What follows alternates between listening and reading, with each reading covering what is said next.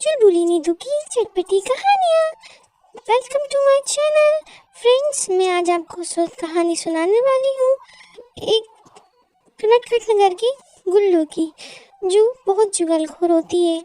उसका एक पति होता है और दो बेटे होते हैं। उसका पति उसके मोबाइल की लत से बहुत परेशान रहता है। उसका पति हर वक्त उसको बस मोबाइल पे ही देखता है।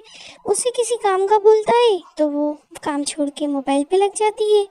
कुएं से पानी भरने जाती है तो पानी छोड़ के मोबाइल पे लग जाती है। रसोई में खाना पकाने जाती है तो खाना छोड़ के मोबाइल पे लग जाती है। उसके दोनों बेटे लड़ते झगड़ते भूखे प्यासे रहते हैं, उसे उससे मतलब नहीं रहता है। वो हर वक्त बस मोबाइल पे लगी रहती है। उसका पति ये देख देख के बहुत परेशान रहता है, बहुत समझाता है, लाखों बार की कोशिश के बाद भी वो सुधरती नहीं है। उसका बस एक ही काम रहता है कि वो मोबाइल पे बातें करती रहे, लोगों से चुगलियाँ, लोगों के घरों में बुराइयाँ करवाना। उसका पति कई बार उसको समझाता है कि देखो मोबाइल कम चलाया करो, लेकिन उसको वो बात समझ नहीं आती। और जब उसका पति उसको मोबाइल के लिए मना करता है तो वो उससे झगड़ा करने लगती है, लड़ती है, लेकिन उसकी किसी बात को सुनती नहीं है। उसका पति श्याम उसको कई बार समझाता है। उसका स्वामी उससे कई बार बोलता है कि भाई मोबाइल पे कम बातें करा करो, बच्चों पे ध्यान दो, बच्चों की पढ़ाई पे ध्यान दो, बच्चों की लड़ाई पे ध्यान दो, बच्चे लड़ रहे हैं, तुम यहाँ मोबाइल पे लगी हो। पर गुल्लू सुनने का नाम नहीं लेती। गुल्लू को सबने समझाया पर वो हर वक्त मोबाइल पे लगी रहती है और इतना कोशिशों के बावजूद भी वो सुधरती नहीं है। उसका पति उसे किसी भी काम का बोलता है तो बस गुस्सा करने लगती है, गिरती पड़ती है, लड़ती है, झगड़ती है, लेकिन उसकी किसी बात को सुनती नहीं। उसका बस यही काम होता है कि आसपास की औरतों को बुलाएगी, घर में बिठाएगी, बिठा के चुगलियाँ करेगी, उनको उनके पति की, उनके घर वालों के खिलाफ भड़काएगी और उनसे कहेगी कि तुम्हारा पति तो ऐसा कर रहा था, तुम्हारी माँ ऐसा कर रही थी, तुम्हारी बहन ऐसा कर रही थी। और जिसके कारण उसके आस पड़ोस में बहुत लड़ाई झगड़े होते हैं और सारी औरतें बैठ के उसकी चुगलियों में उसका साथ देती हैं और उसकी वजह से कई घरों में लड़ाई झगड़े चलते रहते हैं। इसके कारण उनके पति बहुत परेशान रहते हैं। उन सब औरतों के पति आके शामू से बोलते हैं, देखो शामी, तुम्हारी बीवी की वजह से हमारे घर में बहुत झगड़े होते हैं, लेकिन तुम्हारी पत्नी सुनने का नाम नहीं लेती।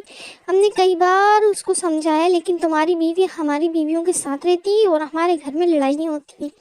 तुम यहाँ ये गांव छोड़ के चले जाओ, नहीं तो हम सरपंच से तुम्हारी शिकायत करेंगे। शामी के कई बार समझाने के बावजूद भी उसकी बीवी नहीं समझती और शामी वहाँ से रोता रोता चला जाता है। और उसका दोस्त बोलता है कि अब बेचारा वो भी परेशान है, समझा के समझ नहीं आती तो क्या करा जाए। शामी एक दिन आके गुल्लू से मोबाइल छीन लेता है और उसे कहता है कि या तो तुम मुझे छोड़ दो, या मोबाइल को छोड़ दो, या अपनी इन आदतों को छोड़ दो। तो गुल्लू उससे बोलती है कि देखो मैं तुम्हें छोड़ सकती हूँ पर मोबाइल को नहीं, इसीलिए तुम चले जाओ, लेकिन मैं मोबाइल नहीं देने वाली। शामी उससे कई बार बोलता है कि देखो मैं चला गया तो वापस नहीं लौट कर आऊँगा कभी भी, और दोनों बच्चों को लेकर चले जाऊँगा। सोच लो, आखिरी बार समझा रहा हूँ, समझ में आती तो ठीक है, अगर मैं चला गया तो फिर नहीं आऊँगा। बच्चे रोते रहते हैं, देखते रहते हैं, लेकिन माता पिता लड़ते रहते हैं। कई बार समझाने के बावजूद भी गुल्लू की समझ नहीं आती। आखिरकार शामी ये फैसला लेता है कि वो गुल्लू को छोड़कर चले जाएगा और वो दोनों बच्चों को लेके झगड़ता है, लेकिन उन दोनों में हाथापाई भी होती है, लेकिन वो दोनों की समझ नहीं आती। शामी मोबाइल छीनता है तो गुल्लू को बहुत गुस्सा आ जाता है। गुल्लू कहती है कि मैं सब छोड़ दूँगी, मोबाइल नहीं छोड़ूंगी, जिसके कारण दोनों के बीच में बहुत लड़ाई होती है। आखिरकार ये फैसला होता है कि शामी गुस्से में अपने दोनों बच्चों इब्बू और अब्बू को लेके उस घर से हमेशा के लिए चला जाता है। उस टाइम पर गुल्लू बहुत गुस्से में होती है तो वो अपने पति को भी नहीं रोकती और ना ही अपने बच्चों को रोकती है। सोचती है कि मैं आराम से रह लूँगी, इनके जाने से मुझे क्या फ़र्क पड़ने वाला है। कई समय बीतता जाता है, गुल्लू अकेली रहती है, इंतज़ार करती है कि उसका पति आएगा, उसके बच्चे आएंगे। वक्त गुजरता जाता है, उसकी हालत ख़राब हो जाती है, बीमार हो जाती है, पर वो अपने पति को ना ढूंढ पाती है, ना पता लगा पाती है। उसका पति भी चला जाता है और उसके दोस्तों को उनके पति नहीं आने देते, जिसके कारण उसको पूरा गांव अलग हो जाता है। ना उसके पास मोबाइल में बैलेंस डालने का रिचार्ज का पैसा रहता है। धीरे धीरे धीरे वो अकेली और तनहा हो जाती है, जिसके कारण वो धीरे धीरे बुढ़ी हो जाती है।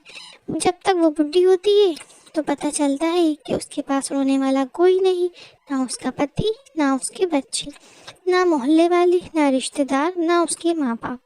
चुगलखोर लोगों के साथ यही होता है, जो दूसरों के घरों में बुराइयां डलवाते हैं, जो दूसरों के घर में लड़ाइयाँ करवाते हैं। इस कहानी से हमें ये सीख मिलती है कि हमें अपने घर के मसलों में बोलना चाहिए, ना कि दूसरों के। Thanks for watching. अगर आपको मेरी कहानी पसंद आई हो तो मेरे चैनल को लाइक और सब्सक्राइब ज़रूर करें। चुलबुली नीतू की चटपटी कहानियाँ।